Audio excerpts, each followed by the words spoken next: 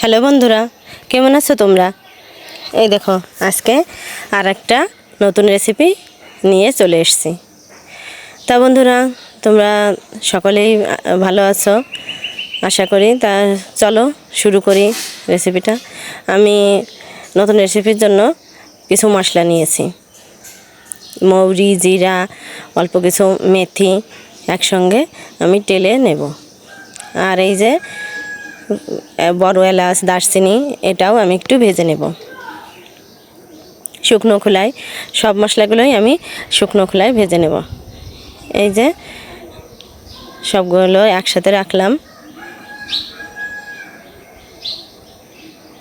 এই যে বন্ধুরা, আমি কতগুলো কাঁচা আম কেটে নিয়েছি। এখন এই আমের মধ্যে একটু লবণ, একটু হলুদের গুঁড়া নিয়েছি, আর 1 কাপ চিনি নিয়েছি, ছোট 1 কাপ চিনি। এখন এই সব উপকরণ দিয়ে আমগুলো আমি খুব ভালোভাবে মেখে নেব।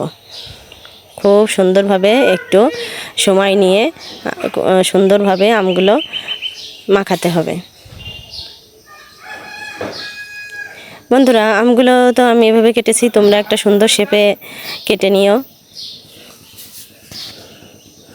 এই যে আমগুলো আমি খুব ভালোভাবে মেখে নিয়েছি।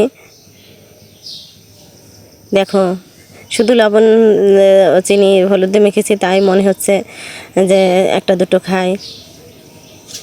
কাঁচা আম এর যে কি স্বাদ। এখন আমি আমগুলো একটা থালাতে করে রোদ্রে দিয়েছি। আমগুলো রোদ্রে শুকাতে দিয়ে আসলাম বন্ধুরা। এখন আমি কতগুলো শুকনো মরিচ ভেজে নেব। শুকনো মরিচটাও আমি শুকনো খোলায় ভেজে নেব।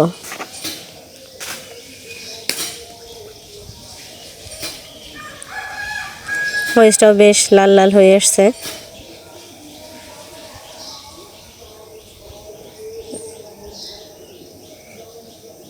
এই যে বন্ধুরা, দেখো শুকনো মরিচটা আমি গুঁড়ো করে নিয়েছি। গুঁড়ো করার পর ভাজা শুকনো মরিচ এরকম রং হয়েছে। এই যে সেই মশলাটা গুঁড়ো করে নিয়েছি, সেটা হয়ে যায়। বন্ধুরা, এই আমগুলো আমি টানা 2 দিন রোদ্রে দিয়েছি। রোদ্রে দেওয়ার পরে এইরকম পরিস্থিতিতে আসছে আমগুলো। দেখো আমগুলো শুকিয়ে ভেতর থেকে রস টেনে গিয়েছে। আমগুলো খুবই ভালো আছে, একটু নষ্ট হয়নি।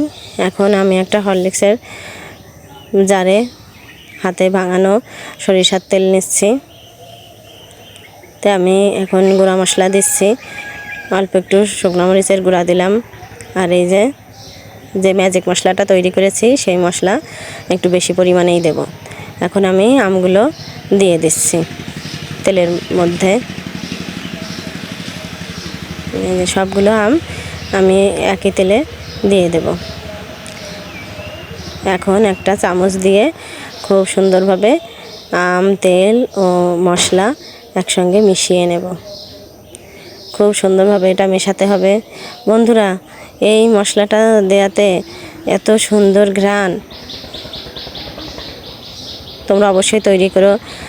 এটা খেতেও যেমন সুস্বাদু হবে, এর ঘ্রাণেও তোমরা পাগল হয়ে যাবা। চারিদিক এই মশলা ও তেলের ঘ্রাণ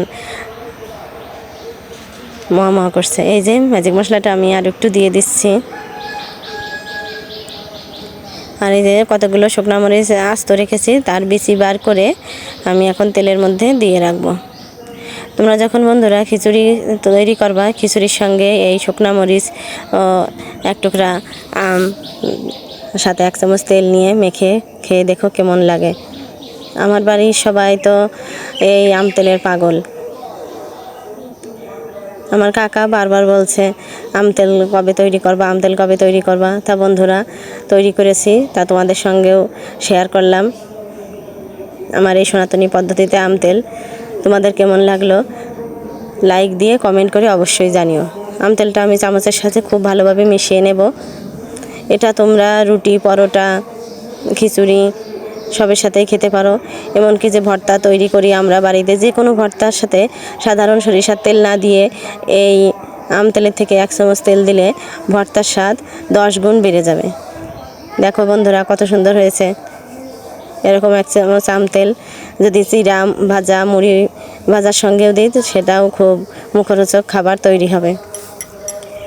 তা বন্ধুরা, তৈরি হয়ে গেল আমার আম তেল। তোমাদের কাছে কেমন লাগলো অবশ্যই জানিও, আর আমার চ্যানেলটাকে সাবস্ক্রাইব করো।